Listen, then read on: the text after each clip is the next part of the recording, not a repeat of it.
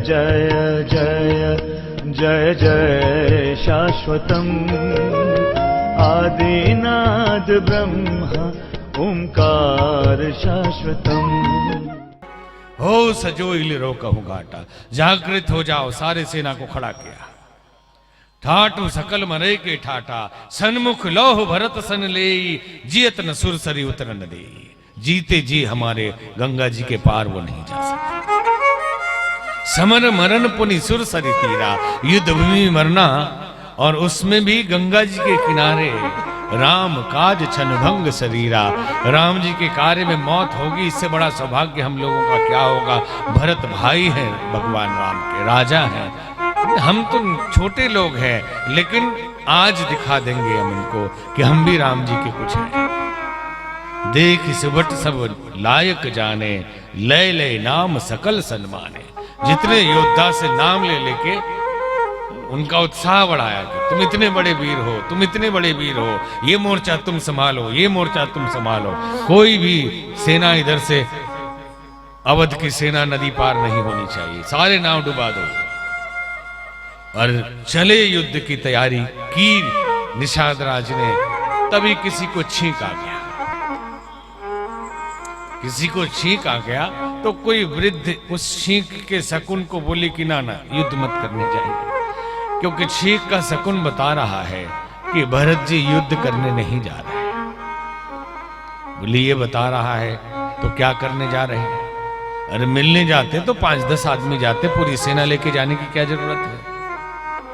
युद्ध करने ही जा रहे हैं। बोले नहीं, शकुन तो ये बता रहा है कि युद्ध करने नहीं जा रहे हैं, तो थोड़ा ठीक से बताइए, पहचानेंगे कैसे कि ये क्या करने जा रहे हैं? 3 तरह की बातें हैं, 3 तरह की बिठाओ।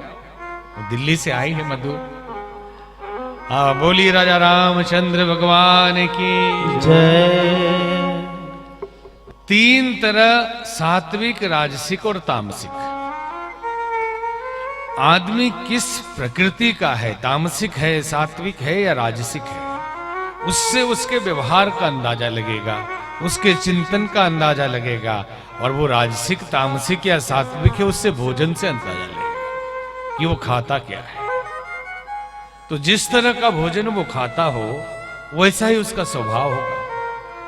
तो ये काम करिए, भरत जी की परीक्षा ले लीजिए। ये दूसरी बात, समाज का विरोध। पहला रथ से उतरे थे, अब भगवान के मार्ग में जा रहे हैं।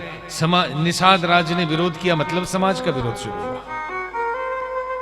विरोध सारे खत्म होते जाएंगे, लेकिन विरोध होगा। समाज ने विरोध किया, घेर लिया उनको। तो उनके बुजुर्गों ने बोला कि भोजन का सामान लेके जाइए उपहार में। उपहार में भोजन का सामान ले जाइए। तामसिक, राजसिक और सात्विक तीनों प्रकार लेके जाइए। जिसको भरत जी छू दें, समझ लीजिएगा वही करने जा रहे हैं। यदि तामसिक छू दे तो समझ लेना युद्ध के लिए जा रहे हैं।